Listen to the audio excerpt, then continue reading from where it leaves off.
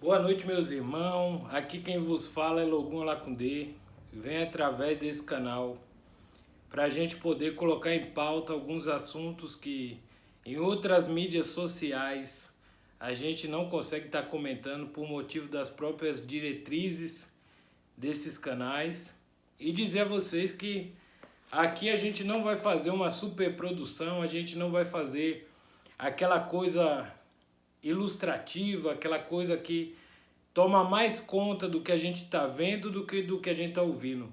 O real intuito desse canal é verdadeiramente dividir opiniões, agregar conhecimento e falar sobre temas e assuntos ao quais todos nós nos preocupamos, ou pelo menos deveríamos, e que não pode ser colocado a qualquer maneira, de qualquer jeito.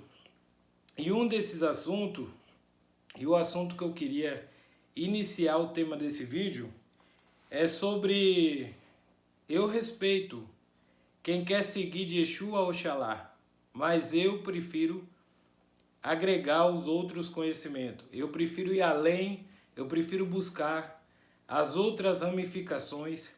Eu tenho comigo uma coisa que é assim: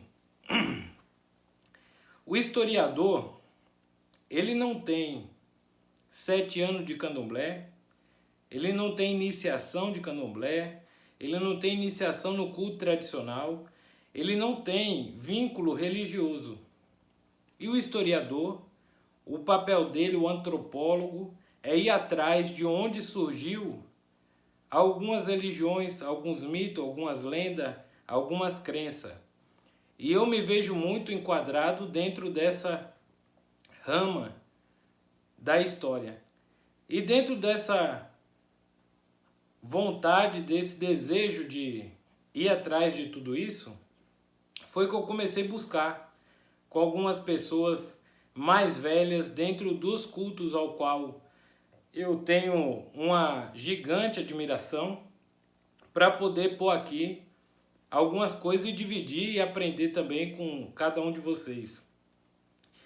E um dos assuntos mais polêmicos hoje e pouco falado é: nós nascemos quantas vezes para orixá? E algumas pessoas vão dizer uma, outras vão dizer duas, e ambas estão certas. Porque dentro do que eu aprendi, do que eu fui buscar, estou buscando ainda, dentro do candomblé a gente nasce na nossa iniciação, que é o início. E alguns antigos dizem que a gente vai nascer de novo quando for o dia da nossa morte.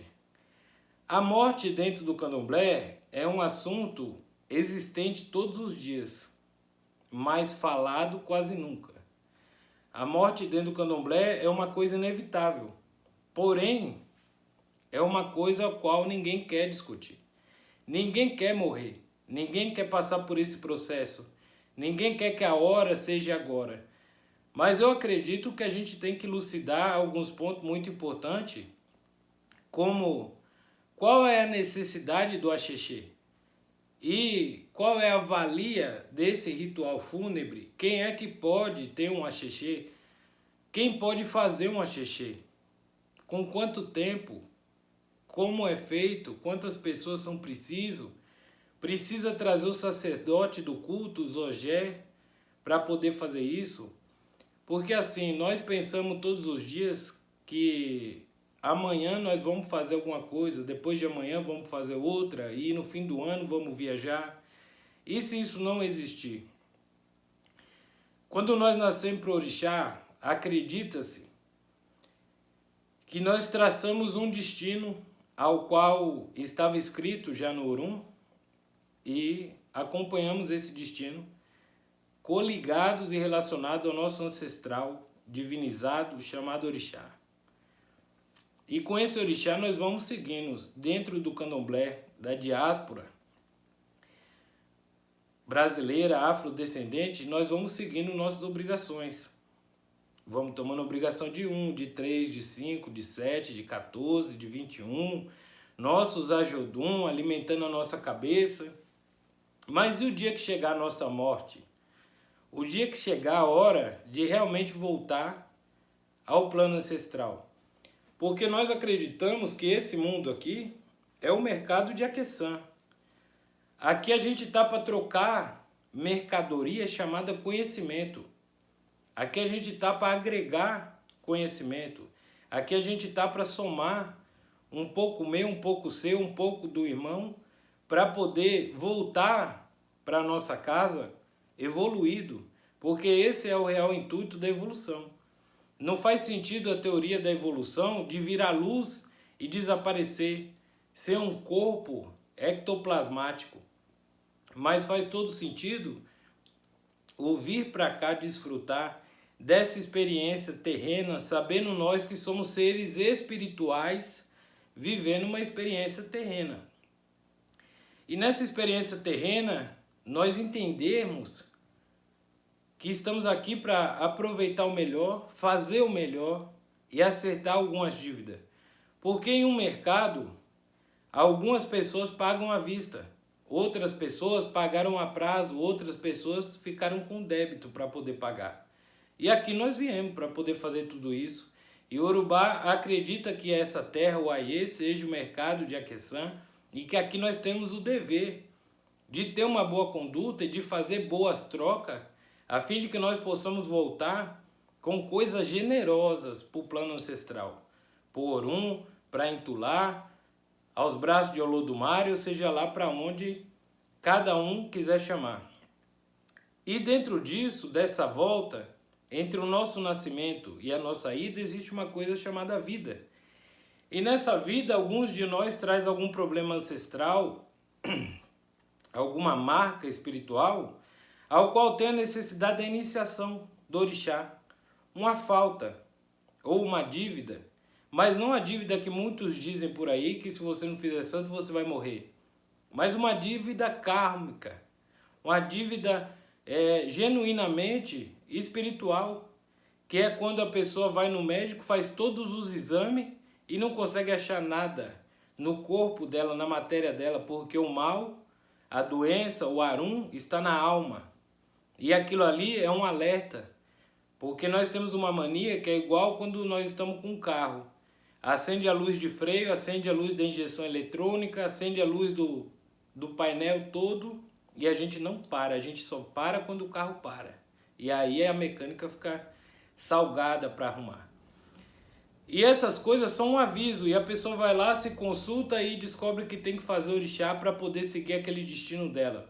E dentro daquele destino, ela se inicia. Só que o zelador não conta para ela que a iniciação é o começo, ela não está pronta. O próprio nome diz iniciação, você está se iniciando, você está dando o primeiro passo. E nesse primeiro passo que a pessoa dá, ela toma a obrigação de 1 ano, que é para poder reestruturar a energia dela, porque ao longo da vida nós vamos gastando energia. Num aperto de mão que se dá a alguém, se troca energia, num ebó que se passa, num abraço que se dá, num lugar que se fica. Ela toma a obrigação de 1 ano para poder restabelecer, de 3 anos, de 5 anos, ela faz ebó, ela faz oferenda, ela bota comida. E quando chega o dia da morte, que o Babalorixá, o pai de santo, a mãe de santo, não avisou que existiria um rito para poder retirar esse Oxo, como diz os antigos. Algumas famílias, eu não estou dizendo a verdade genuína, porque candomblé é familiar e cada família tem a sua maneira de explicar. Algumas famílias vão dizer que enquanto não se tira aquele Oxo, não acaba a missão daquela pessoa aqui na Terra. Ela fica por aqui, talvez causando até um malefício sem querer aos seus familiares, aos seus parentes próximos e aos seus amigos. E algumas famílias vão dizer que se não tirar o Oxo, a alma não retorna ao Orum, porque ali está preso a conexão do orixá ao Aie, porque acreditamos que nesse sagrado é a nossa antena que recebe do Orum as energias ao qual algumas pessoas se manifestam incorporada, outras se manifestam na sua psique, outras manifestam nas suas obras, que eu conheço muita gente que não incorpora, mas tem um ebó que levanta até defunto. E sendo de qualquer uma dessas fases, E se a pessoa não tiver ciente de que há essa obrigação também para a morte? Porque a morte para o Yorubá, ela não é feminina, ela é masculina. Ela é um orixá também e é um orixá muito fiel. É um orixá tão fiel que a morte não leva ninguém doente. Vocês podem reparar que uma pessoa que está no hospital, doente, ela não morre. Ela melhora para poder ter o desencarne. Quando a pessoa melhora, ela tem aquela melhora instantânea, tá 30 dias internado, aí tem uma melhora instantânea, aí ela melhora e morre. Porque a morte não toca quem está com Adiogum, quem está com Arum, quem está com doença, quem está com má sorte. A morte não leva esse povo, a morte é muito respeitosa. E a morte é muito fiel, muito fiel. Diferente do que a crença inglesa trouxe para cá, que é aquela capa preta com a foice na mão, que é o símbolo do Halloween, que é uma cultura inglesa e não brasileira. A morte para nós ela é branca e ela é de responsabilidade de orixá correspondente à vida. Porque acreditam-se nós espiritualistas que a morte é a verdadeira vida. Que lá no plano espiritual, em Tulá, no Orum, seja lá onde for, existe verdadeiramente a vida, nos reencontramos. Não é à toa que algumas pessoas vêm para a Terra e têm problemas com Ebé Orum, a comunidade do céu. Mas quem será essa comunidade? Que ligação tem eles? Eu não lembro. E isso é um tema que a gente vai falar no próximo vídeo, que também tem ligação com isso, porque o candomblé é o encaixe de uma coisa e outra. Mas voltando ao assunto de que a morte é um orixá fiel, ela é o orixá responsável por levar cada um de nós. E quando eu digo levar, é levar o espírito. O corpo volta à terra, volta a Onilé, a Elá, ou seja lá o nome que se dê, a energia qual nós pisamos no chão e que decompõe o nosso corpo.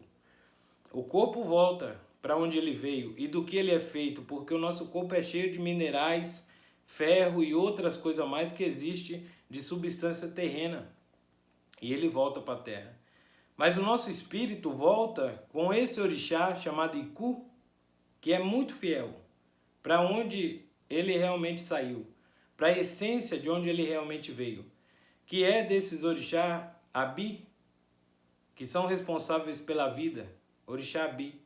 Tanto que, nesse mesmo contexto de morte, existe um grande preconceito com o assunto Abiku, que é aquele que nasce para morrer, sendo que todos nós somos nascidos para morrer. Nenhum de nós nasceu aqui nessa terra para poder ficar para a eternidade, para poder virar semente, para poder passar 200 anos, 3 séculos. Todos nós nascemos para morrer. Todos nós, genuinamente, somos Abiku. Algumas pessoas têm o problema de ter a morte precoce, de ter um acordo não tão bom lá no plano, que faz com que ela hoje passe por vários problemas espirituais que afetam a mente dela, o estado de espírito dela e o sentimento dela, a ponto dela cometer algo ou facilitar com que algo aconteça para ela voltar ao Orum, por sentir esse vazio, essa falta, essa tristeza, por não se encaixar aqui no Aie, na terra, no mercado de Aqueçã, no mundo de expiação, como diz alguns espiritualistas. Mas em todos os aspectos, a morte está presente com cada um de nós desde o nosso nascimento. A tradição de Orixá, ela diz que o sopro da vida foi dado pelo Orixá Abi, que é o Orixá da vida, que estão em cada família, ele tem um nome, mas em todas elas ele tem um grande significado, que é o Orixá Funfun. Alguns vão dizer que é o Batalá, um modelador da cabeça, porque sem cabeça não há vida. É dentro da nossa cabeça que está o nosso Ori, que está o nosso Elebó, e que está coisas que não tem como mudar, porque uma pessoa pode ficar sem braço, ela ainda está viva, sem perna ela ainda está viva, troca de coração, de rim, de pulmão, ela ainda está viva, mas sem cabeça ela não está. Outras pessoas vão dizer que é o Olodumare, o senhor do sopro da criação, e quem passou pelo segredo sabe que se não teve o hálito, o ofô, não tem vida no orixá, não tem nascimento, não tem iniciação sem isso. sem isso na nossa cabeça. E nós replicamos o que o orixá fez, ou pelo menos tentamos. E sendo assim, esses orixás ao qual eu citei são orixás funfun, que aqui no Brasil a gente considera que são os orixás pacíficos, os orixás de calma, de tranquilidade, de harmonia, de compaixão. Mas nós temos que ter um adendo e uma lembrança de que esses orixás funfun e de que dentro da nossa tradição e de onde nós louvamos essa divindade e esses orixás, o branco representa o luto. Então, se o orixá Abi se veste de branco, por que motivo será isso? É uma questão de pensar no que é lógico, deixar um pouco o conto de fada de lado, aquela romantização cristã, né, que fala, e pensar um pouco nesse óbvio. Porque o branco da tradição que nós estamos seguindo, seja ela candomblé ou o culto tradicional, o branco é luto. E o orixá da vida se veste com a cor do luto. E o Dendê é o apaziguador de todos os orixás. Mas para esses orixás que são considerados orixás Abi, orixás da vida, orixá funfun, Obatalá, Oxoguian, Oxalufã, eles não aceitam o Dendê, que é o elemento apaziguador de todos os orixás. Então, se eles não se apaziguam, será que alguma coisa não está faltando nesse caminho? Alguma história não está bem contada nessa relação toda? Há quem vai contar uma história mirabolante dizendo o contrário, sobre esses orixás, sobre Iku, sobre tudo. Só que a gente tem que tentar romantizar o menos possível, o mínimo possível, para poder chegar a uma conclusão lógica. E o intuito desse canal é justamente falar sobre isso. Tanto que eu não estou procurando superprodução, jogo de luzes, nada disso. Eu estou tentando tomar uma conversa com um café verdadeiro com vocês. E Iku, sendo esse orixá fiel, e sendo esse orixá que tem um respeito desses orixás da vida, porque está extremamente ligado. A vida e a morte têm ligação profunda. Um é aquele que traz o que é do outro, porque o orixá da vida traz a vida, sabendo que Iku vai trazer aquela vida de volta para ele no tempo certo.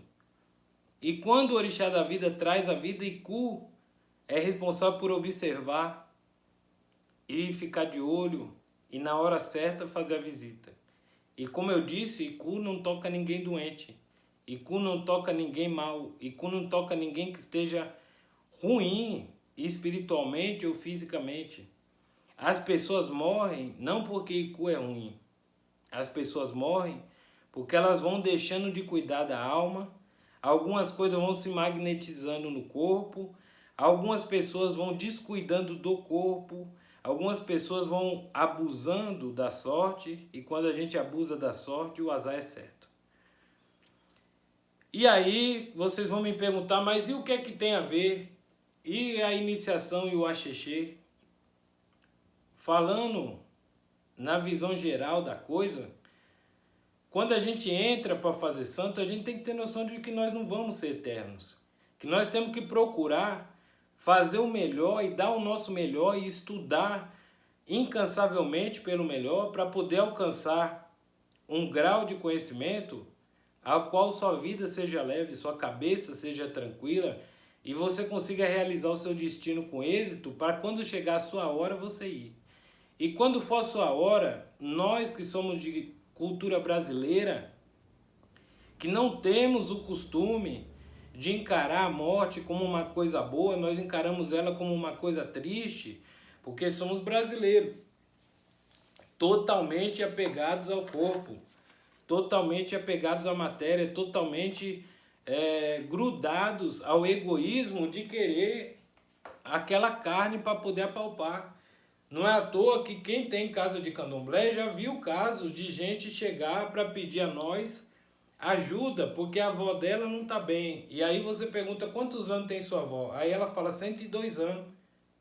Poxa, tem 102 anos e quer que sua avó viva até quanto mais tempo? Ah, porque eu não consigo perder minha avó agora. O brasileiro tem apego.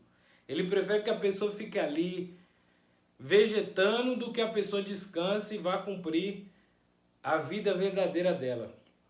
Nós que nos iniciamos em Orixá temos que ter o compromisso, a responsabilidade de deixar sobre termo jurídico a nossa autorização para os ritos fúnebres dentro do candomblé, ou dentro da sua tradição de orixá, dentro do seu culto tradicional, temos que deixar, para quando for a nossa hora, nós termos aquilo que é preciso de ter. É recomendado que procure um ogé para poder fazer o axixê, porque Lé orixá no seu quadrado, Lé Segum no seu quadrado. Cada um tem as suas particularidades. Hoje a gente vai encontrar muito babalorixá, que é ogé. A gente vai encontrar muito babalaô, que é ogé.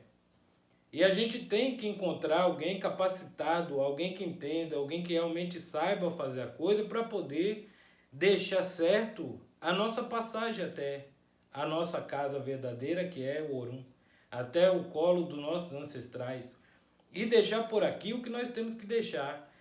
A boa lembrança, a força e a honra, a ponto de sermos invocados um dia, seja com uma vela, com um ipadê, com uma quartinha de água ou com qualquer coisa, para que nós possamos voltar para abençoar aqueles que reconhecem a nossa benfeitoria aqui na Terra. E muita gente por aí está fazendo de qualquer jeito, porque a história ficou verdadeiramente aquela história de que tem santo e tem santinho. Que o santo de antes não é mais o santo de hoje, que a incorporação de ontem não é mais a incorporação de hoje, e de que até a morte de ontem não é mais a morte de hoje. Hoje a gente vê por aí a O que morre na casa de santo e o pai de santo foge, com medo de ser culpado, não faz os ritos que tem que ser feito, e isso também parte do zelador, da zeladora de orixá. Compreender que a responsabilidade dele sobre a cabeça do ser humano não é simplesmente da iniciação do orixá, mas também da finalização daquele término. Porque toda a casa de santo tem as pessoas que são mais velhas de idade. Como eu, tenho aqui gente que tem idade para ser minha avó. E que eu sei que um dia eles irão. E eu tenho que estar pronto e responsável para poder dar também a boa continuação àquilo que eles deixaram para mim, que foi a confiança de colocar eles para dentro do culto do sagrado e de fazer o sagrado por eles. Infelizmente, às vezes a família não aceita. E às vezes a própria pessoa não se dedica. Porque tem um caso da pessoa que se iniciou a orixá, mas abandonou o orixá. E como a gente vai fazer com essa pessoa? Como o pai de santo vai fazer com isso? O que vai ser feito com o zibá? Vai montar ibó? Não vai fazer? Vai montar uma casa de ancestral, de Essá? Não vai fazer? Vai despachar tudo? Como vai fazer? Tudo isso tem que ser muito bem pensado. E tudo isso tem que ser colocado numa visão de que se fosse eu, o que eu ia querer? Porque quando a gente lida com esses espíritos, principalmente de pessoas que nós conhecemos, e mais ainda quando a gente iniciou essas pessoas, nós temos que ter o compromisso para com isso. Porque eu acredito que hoje muita casa de candomblé está se desestruturando por cobrança dessas próprias pessoas que se iniciaram, não tiveram a sua partida bem feita, e a maneira delas de cobrar, de chamar atenção, de dizer, ó, e aí? É desestruturando a casa de candomblé. Por isso a importância que uma coisa é ligada à outra. E por isso o apelo desse vídeo aqui, porque algumas pessoas veem algumas publicações minhas no Instagram e me pediram para falar um pouco sobre isso. Por que eu falava tanto disso? Porque ninguém fala de Iku, ninguém fala que o mesmo orixá que veste branco tem alguma coisa escondida, porque o branco é luto na nossa religião. E essa é a importância que eu vejo. E a importância de nós que somos desse culto afrodescendente procurar abrir um pouco mais a cabeça para entender que a cultura africana, ela não vê a morte dessa maneira tão ruim quanto nós brasileiros vemos. As leis africanas são diferentes das leis brasileiras. A crença do africano é diferente da crença brasileira. Aqui no Brasil se chora, se morre no velório de chorar quase junto com o defunto. E na África se vela o defunto em casa para enterrar no quintal, enquanto o povo toma gin, conta história boa daquele defunto. Porque assim como no candomblé se faz o xirê para contar a história do orixá e despertar ele no Orum, para ele poder vir para a terra, na África se vai, durante o velório, relato de africanos amigo meu, durante o velório ali, que eles não chamam de velório, vai se contando história daquele defunto para poder manter ele por ali. Então a cultura é outra. E quando a gente adentra um culto, a gente não pode adentrar só metade. Não, eu vou ficar só com a parte boa, porque essa outra parte eu tenho medo, porque a cultura que eu nasci me pôs medo de filme de terror, que a morte é com o facão na mão e é perigosa e dá medo. Não. A gente tem que procurar mudar um pouco isso daí. E saber que a única coisa certa daqui do Aie é ela. E por isso tentar entender ela a um ponto de que as coisas sejam mais leves. Porque quando você entende isso, você começa a perceber que o amanhã é uma incógnita. Então, para que arrumar confusão hoje? Você começa a perceber que o seu carro vai ficar aí, sua herança, sua casa, tudo vai ficar aí para fazer guerra quando você for embora. Você começa a perceber que é melhor falar eu te amo hoje, porque amanhã ninguém sabe. Você começa a viver leve, viver tranquilo, viver bem. A grande maioria dos seres humanos que estão sofrendo de ansiedade, de depressão e de outros problemas do século, é uma necessidade extrema daquilo que não se tem. Ela está aqui hoje preocupada porque não tem o melhor marido do mundo, porque não tem a Lamborghini, porque não sabe o jeito que vai chegar para comprar uma mansão lá em Alphaville, porque não... buscando algo que ela não sabe nem se vai dar tempo. Então, se compreendesse essa parte final com calma, seria muito mais fácil. A vida seria muito mais leve. Porque todo orixá é um ancestral divinizado. E ancestralidade, que é essa parte do axixê, não é ruim para ninguém. E a gente tem que começar a prestar atenção nisso, porque é a única coisa certa. Hoje as pessoas duvidam se elas são feitas do santo certo. Se o que ela está passando na vida é um problema espiritual, material, psicológico ou do santo.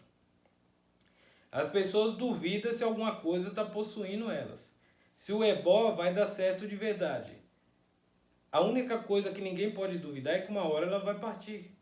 E que ela depende dessa ancestralidade para poder amparar e ter uma vida leve. Porque ninguém é filho de chocadeira. Todo mundo precisa se atentar a isso. E ancestral nunca vai ser ruim para ninguém. Porque quem não veio de ancestral, quem não tem um ancestral, um pai, um avô, um bisavô, um tio, uma tia, quem não tem um ancestral? Todos nós temos. Você pode não conhecer a sua árvore genealógica, os seus ancestrais genuínos, mas você tem, porque para você estar aqui hoje, eles tiveram que estar aqui ontem. E é essa ancestralidade que vive a vida realmente. E nós estamos passando, mais uma vez eu repito, uma temporada aqui no mercado, para poder trocar conhecimento, ideias, trocar sentimentos, porque nós às vezes trazemos sentimentos mal resolvidos para poder trocar. Porque é um grande mercado. Você compra alguma coisa que não deu certo, levou para casa, não deu bom, vai trazer para trocar. E é assim que funciona, falando muito no feijão com arroz para todo mundo entender.